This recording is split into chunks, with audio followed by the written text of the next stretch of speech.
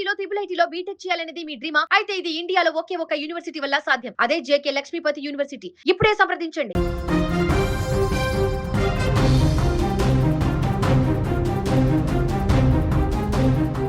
తెలంగాణ అవినీతి నిరోధక శాఖ అధికారులు చేపట్టిన తనిఖీల్లో భారీ అవినీతి తిమ్మంగలం చిక్కింది.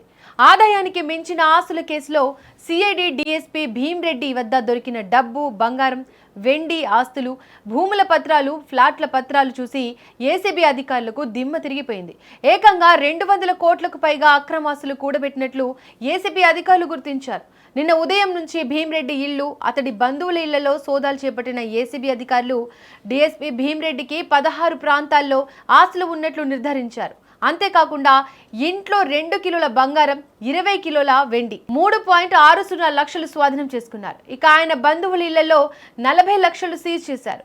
ఇక నార్సింగిలోని వేసెల్లా మెడోస్ విల్లాలో 2 ఏసీబీ టీంలు సహా మొత్తం 20 ప్రాంతాల్లో సోదాలు నిర్వహించారు. హైదరాబాద్ తో పాటు రంగారెడ్డి, శంషాబాద్, గచ్చిబౌలి, జహీరాబాద్, వికారాబాద్, మోహిన్పేట్లలో బినామీ పేర్ల మీద భీమ్రెడ్డి భారీగా స్థలాలు రిజిస్ట్రేషన్ చేసినట్లు గుర్తించారు. మోమిన్పేట్లో భీమ్రెడ్డి ఫ్రెండ్ మీద ఫామ్ హౌస్, గచ్చిబౌలిలో అతడి కూతురు పేరు మీద ఓ అపార్ట్మెంట్, కర్ణాటక రాజధాని బెంగళూరులో బంధువు పేరు మీద ఎకరా స్థలం ఉన్నట్లు ఏసీబీ అధికారులు గుర్తించారు. తొలి రోజే భారీగా ఆస్తులు దొరకడంతో ఈ సోదాలు మొత్తం పూర్తి అయితే భీమ్రెడ్డి ఆస్తులు ఎన్ని వందల కోట్ల రూపాయలు ఉంటుందోననే అనుమానాలు వ్యక్తమవుతున్నాయి. పోలీస్ శాఖలో 1989లో కానిస్టేబుల్ గా చేరిన భీమ్రెడ్డి 1995లో ఎస్ఐగా ఉద్యోగోన్నతి పొందారు. ఆనాటి నుంచి ఆయన అక్రమంగా సంపాదిస్తూనే ఉన్నారని ఏసీబీ అధికారులు చెబుతున్నారు.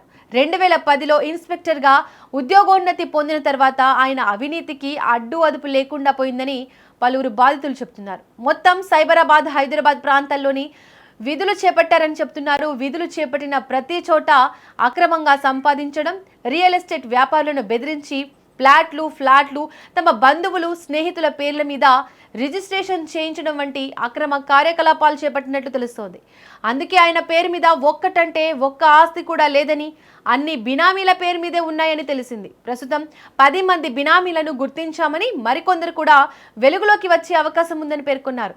ఇక సోదాల్లో ఏం దొరికాయో ఒకసారి పరిశీలిస్తే హైదరాబాద్ ఇబ్రహీంబాగ్లోని వెస్సెల్లా మెడోస్లో ఒక విల్లా, టెలికాం నగర్లో G+2+ పెంట్ హౌస్ గల నివాస భవనం, టెలికాం నగర్లోని సాయి ప్రభ రెసిడెన్సీలో ఒక ఫ్లాట్, గచ్చిబౌలిలోని క్రాంతి సియోన్ అపార్ట్మెంట్స్లో ఒక ఫ్లాట్, మణికొండ లాంగో హిల్స్ రోడ్డులో 500 చదరపు గజాల G+5 వాణిజ్య సముదాయంలో వాటా, మణికొండ మర్రిచెట్టు జంక్షన్లో 3000 చదరపు అడుగుల వాణిజ్య స్థలం, తెల్లాపూర్లోని అభినంద రెసిడెన్సీలో 2 ఫ్లాట్లు, ప్రగతి రిసార్ట్స్ వద్ద 500 చదరపు గజాల ఖాళీ స్థలం, సంగారెడ్డి జిల్లా జహీరాబాద్లో 3.5 ఎకరాల వ్యవసాయ భూమి, కర్ణాటకలో 6 ఎకరాల వ్యవసాయ భూమి, కర్ణాటకలోనే మరో 38 ఎకరాల వ్యవసాయ భూమి, దేవనహళ్లిలో ఎకరం భూమి, నాగోల్లో కామినేని దవాఖానా సమీపంలో 200 గజాల స్థలం, పటాన్ చెరులో జీపీఆర్ హౌసింగ్ సొసైటీ వద్ద 400 చదరపు గజాల స్థలం, పటాన్ చెరులో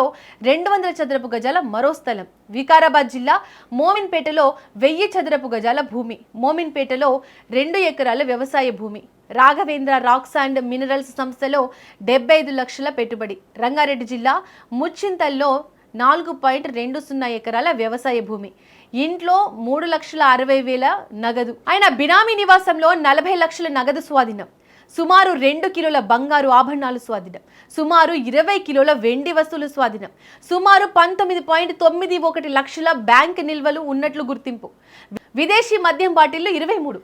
ఓ పోలీస్ అధికారి పేరుపై ఇన్ని వందల కోట్ల అక్రమ ఆస్తులు ఉండడం ప్రస్తుతం తెలంగాణ వ్యాప్తంగా సంచలనంగా మారింది.